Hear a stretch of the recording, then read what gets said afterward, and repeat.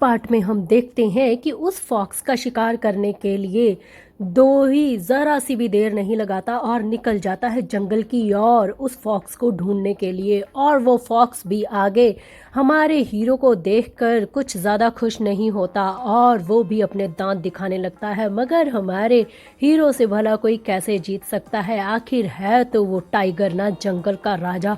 वो एक दहाड़ मारता है और अपने पंजे से उसको जख्मी कर देता है।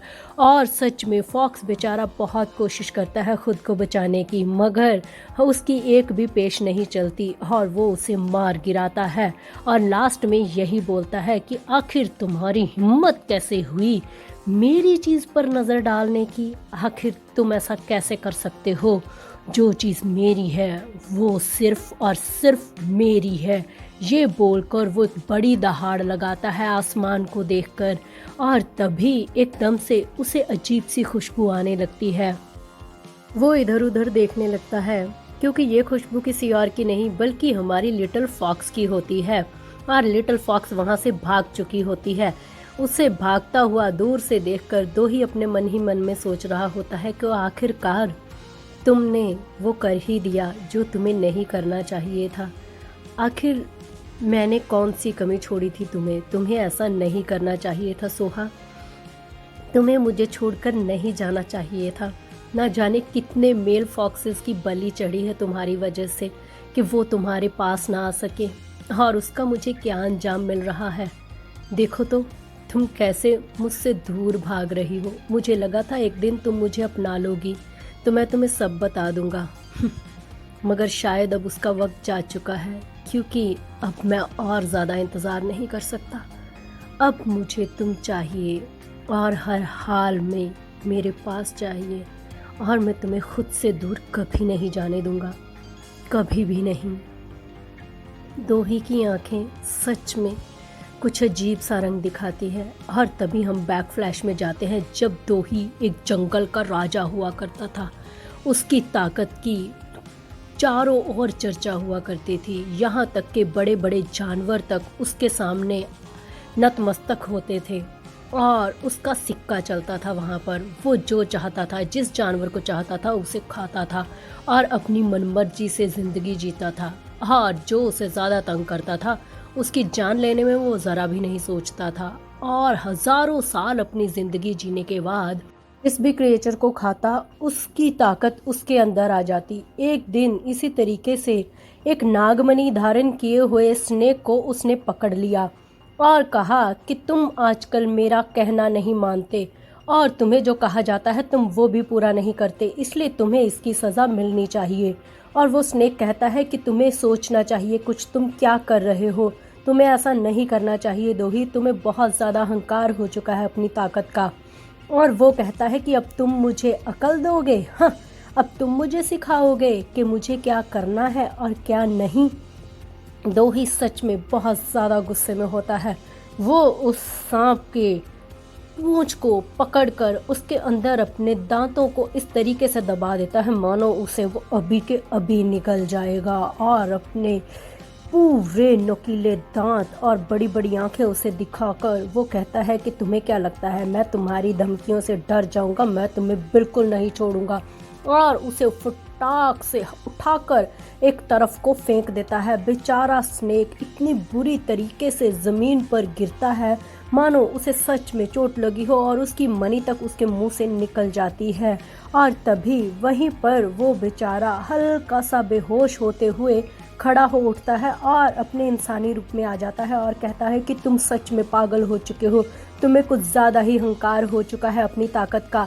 मैं जाके स्वर्ग के देवताओं को तुम्हारी शिकायत करूंगा और उन्हें कहूंगा कि तुम कितने बददिमाग हो चुके हो, बहुत ज़्यादा अपनी मनमानी करने लगे हो, और देखना तुम्हें तुम्हारे कर्मों की सज़ा ज़रूर मिलेगी और मैं तुम्हें दिलवाऊंगा तुम्हारे कर्मों की सज़ा। और ये बात सुन के दोही कहता है कि अच्छा, अब स्वर्ग के दूत इतने फ्री बैठे हैं कि वो तुम्हारे जैसे छोटे से सांप की बात सुनेंगे। हाँ, तुम्हें जो करना है तुम वो करो, मुझे कोई डर नहीं है।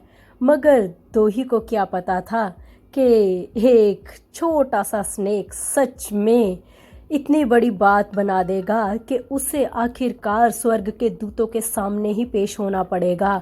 और स्वर्ग के दूत इकट्ठे होकर वो हमारे दोही को घूरने लगते हैं और कहते हैं कि सच में शुरू से बहुत सारी इसकी कंप्लेंट्स आ रही है, ये बहुत सारे लोगों को तंग कर रहा है, हमें भी मौका नहीं मिल रहा था इसे सज़ा देने का, मगर आज हमारे पास मौका है, हमें इसे अच्छे से अकल सिखानी चाहिए। आप क्या कहते हैं परमेश्वर? और ये बात सुन के जो बड़े बुजुर्ग होते हैं वो यही सोच रहे होते हैं कि इसे आखिर सज़ा क्या दी जाए, इसने सबको तंग करके रखा है, इसके लिए मुझे कुछ बेहतर सोचना होगा। देखने में तो ये बहुत ही ज़्यादा खूबसूरत और अच्छे शरीर का मालिक है, मगर ये अपनी मनमानी बहुत करता है, इसलिए इसकी मनमानी कुछ ज़्यादा ही बढ़ गई है, तो इसको इसकी मनमानी थोड़ी और करने देते हैं, मगर इस दुनिया में नहीं बल्कि दूसरी दुनिया में। तो चलो जाओ, जहाँ से दूसरी दुनिया में जाओ, वहाँ पर जाकर पैदा होकर अपनी ज़िंदगी को जियो, फिर देखेंगे तुम्हारी ज़िंदगी अच्छी चल रही है या बुरी। ये बोलकर वो दोही पता नहीं कौन सी दुनिया और कौन से लोक के अंदर चला जाता है और वहाँ से ही उसका एक नया जन्म होता है। और कुछ देर के बाद हम देखते हैं कि वो जब अपनी आंखें खोलता है तो सामने एक शेर शेरनी को पाता है और वो लोग कहते हैं देखो देखो ना, इसने अपनी आंखें खोली, हाँ ये कितना प्यारा लग रहा है, छोटा सा। और तभी दोही खुद को देखता है और कहता है क्या, ये मैं छोटे से शरीर में क्या कर रहा हूँ? ए भगवान, इससे अच्छा तो तुम मुझे मार देते, ये कौन सी सजा दी है? और ये इतने बड़े बड़े शेर मेरे सामने, हे भगवान क्या हो क्या रहा है यहाँ पर? तो वो बेचारा अजीब सा बिहेव करता है शेर को देख के, म्याऊ म्याऊ म्याऊ।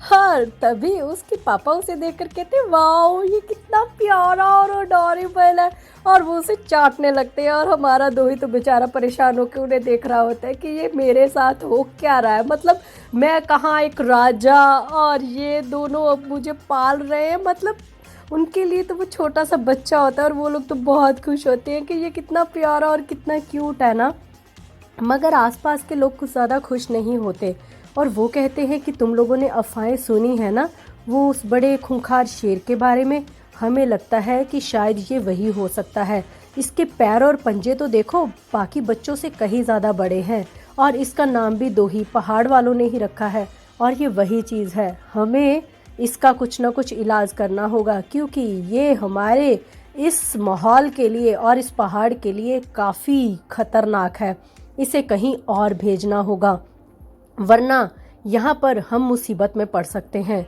और सभी सलाह करते हैं कि हाँ हमें कुछ ना कुछ तो करना पड़ेगा क्योंकि इस तो अभी बच्चा है और बच्चे को तो कुछ भी कर सकते हैं। और तभी फिर एक चील को बुलाया जाता है ये काम पूरा करने के लिए और वो यहाँ ज़मीन पर इंसानी रूप में आकर कहती है जी हुक्म दीजिए मुझे। और तभी क्रिएचर कहता है कि तुम्हारे लिए बस एक काम आया है नया, और फिर उसकी तरफ उठा के दोही को फेंक देते हैं और कहते हैं कि ये गठड़ी में कुछ सामान है, इसे तुम्हें ठिकाने लगाना होगा, इसके माँ बाप सो चुके हैं इसलिए अब तुम्हें इसका भविष्य देखना होगा। और वो जब गठड़ी खोल के देखता है तो हमारा दोही उसके अंदर आराम से लेटा हुआ होता है और फिर वो समझ जाता है कि ये कोई आम बच्चा नहीं है। और तभी वो क्रिएटर भी बताता है कि तुमने अफवाहें तो सुनी होंगी ना, अगर वो अफवाहें सच हैं तो फिर ये वही बीस्ट है और इसे हम यहाँ रखने का रिस्क नहीं ले सकते, इसे तुम यहाँ से दूर ले जाओ, इतनी दूर कि इसे यहाँ का रास्ता कभी पता ना चले। और ये बात सुन के चील समझ जाती है कि अब उसे क्या करना है, तो वो कहती है कि ठीक है और अपने पंजों में उसे पकड़कर हवा की ओर उड़ने लगती है। और इस तरीके से ये जर्नी स्टार्ट होती है दोही की।